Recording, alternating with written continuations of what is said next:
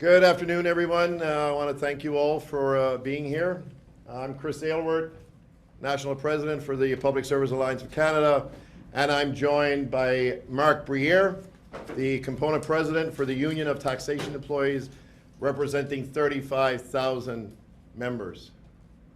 For the last 2 weeks, while our members walked picket lines, the Canada Revenue Agency did not have a full mandate to address wages and other core issues. It was only on Monday of this week that they indicated that they were ready to negotiate the wages and other core issues. That is an insult to the members at the Canada Revenue Agency who have been walking picket lines for the past 2 weeks, who, when Canada needed them the most, rolled out financial aid during the pandemic to millions of Canadians. And now, during tax season, millions more are on the hook as the employer, the Canada Revenue Agency, and this government continues to play games at the negotiating table. Enough is enough. We want to see a fair deal on the table today. Our members are fed up, we're fed up, and our members need to get back to work and serving Canadians.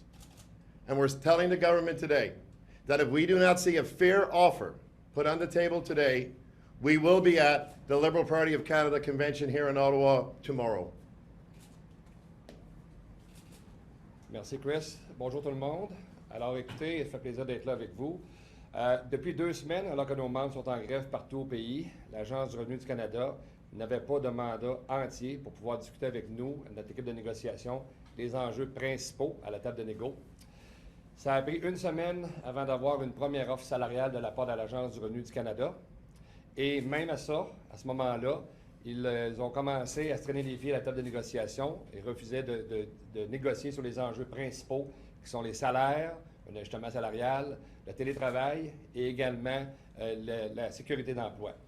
Et je peux vous dire que le fait que l'Agence du revenu nous a donné une offre à ce moment-là, il y a quelques jours, qui était à nos yeux insultante pour nos membres, qui était inférieure à ce que la FPC a négocié avec les 4 autres unités de négociation de la FPC pour le Conseil du Trésor. Nos membres ont été très insultés, surtout après tout ce qu'ils ont fait pendant la pandémie, qui sont venus à la rescousse du gouvernement pour donner des prestations d'urgence aux Canadiens, aux Canadiennes et aux entreprises également. Écoutez, 30 millions de traitements de la PCU, etc. Et de se faire traiter de cette façon-là avec le manque de respect, ça n'a aucun bon sens. Donc, ce que je veux vous dire, c'est que nos membres sont insultés, sont tannés, je vous dirais même qu'ils sont écœurés d'attendre, ils ont assez attendu, et là, c'est le temps qui cesse aujourd'hui. Il faut que l'Agence du revenu nous donne un contrat équitable, un contrat que nos membres méritent pour le travail qu'ils font et qu'ils ont fait pendant la pandémie. Et si ça n'arrive pas, eh bien, on verra demain, on ira faire un tour, payer une visite au Parti libéral du Canada pour son congrès national qui aura lieu demain à Ottawa. Merci. Any questions? Yeah, does that mean, are you saying when you're going to the Liberal Convention that you're planning on disrupting? Or if we don't see a fair deal put on the table today, we will be at the Liberal Party of Canada convention in Ottawa tomorrow. Where's the union's wage demand at now? Is it still 20%, 20.5 over 3? No. Cumulative? What's the ask from the union? Well, I mean, again, you know, we've compromised. I'm not going to say exactly where we're at or where each side is at, but I can tell you, as I said earlier, that the deal they have on the table currently is less than the deal that we reached on Monday with Treasury Board units. And we don't know why the Canada Revenue Agency is playing this game. Okay, so are there any other major sticking points other than just wages? Are wages the last hurdle? No, I mean, the core issues are certainly wages, remote work, and job security. Would you accept the same deal that was offered to the PSAC members for the CRA members? That's up to the UTE bargaining team, but they haven't even seen that offer yet. But you were asking for much more than that for CRA members. Is that a reasonable offer in your mind? Well, look, I mean, our bargaining teams, they set their mandates, their own mandates, and at the time that the Union of Taxation Employees bargaining team were going into bargaining, inflation had jumped up considerably higher than when we started in June of 2021 with the Treasury Board units. So that's why our Canada Revenue Agency bargaining team set their wage demand as they did. I know you mentioned that there is one offer that was tabled this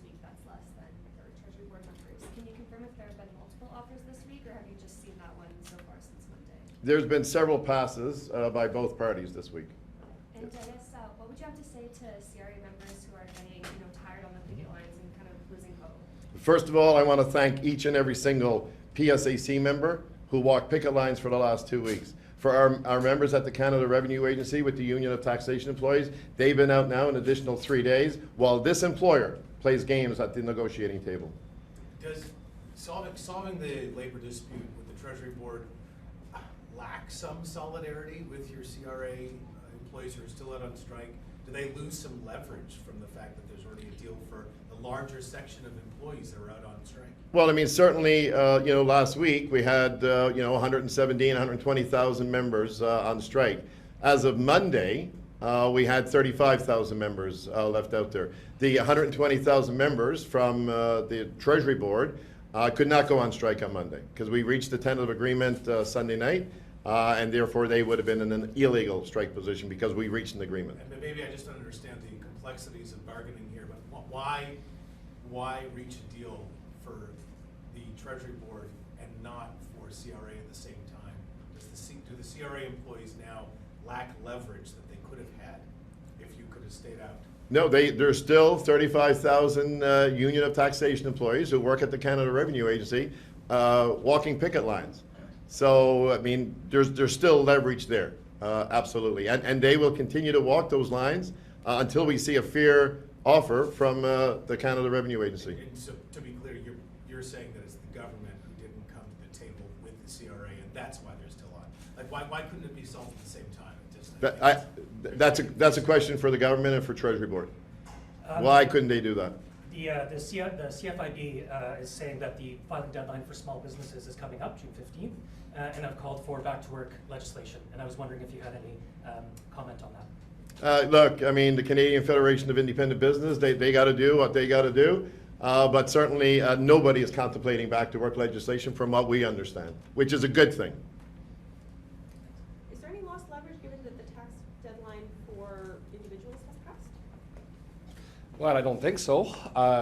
I heard the Minister of National Revenue, Diane Boutier, said that she had the best tax season since 2015.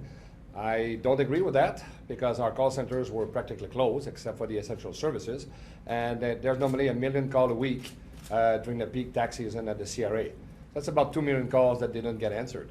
So I know that the tax preparer and the taxpayers who have, are vulnerable, need the help of the CRA, went through a hell of a time, and I think that there's still, some people are late. So there's an impact, and there'll be a big backlog. If there's already a backlog, but if it doesn't get resolved, it's going to be a tremendous backlog at the CRA. I know you mentioned yesterday that the team was preparing a counter-offer last night, and I was wondering if that's been tabled yet. Well, as Brother Aylward mentioned, there have been separate paths both ways until late in like this morning, and we could not come to an agreement, and it was less than what was offered to the other tables. And for us, it was absolutely a slap in the face, insulting, because we helped the government to deliver not only the tax programs, but the emergency benefits when they didn't have enough, I guess, a shortage of staff in the other departments, Service Canada, and they needed the help of the CRA, and asked our members to come around when we were without a contract for 3.5 years. That took a lot of guts, but we took the high road, we delivered, and that's the way they're thanking us. So our members are really pissed off and tired of waiting. We have an email formally from the CEIU, the National Exec, saying to vote against any tentative agreement. I'm not sure which one they were talking about. I'm just curious, can you tell us how that's factored into where we are now? Like, what is the mandate you're getting from the CEIU?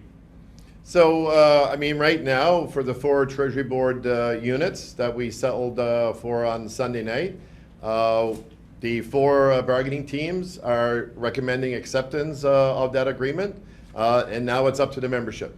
We will be conducting ratification votes in the coming weeks, and it's a democratic process, and the members have the right to vote on that agreement, and they'll either vote to accept it or they'll vote to reject it. But right now, that's in the members' hands. Can I get that in French as well, if we're ready? Same question? Yeah.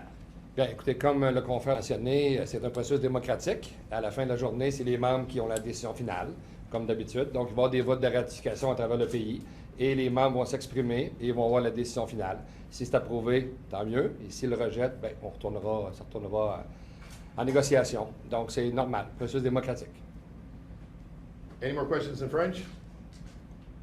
Okay, thank you all for being here. All right. Thank you. Thank you.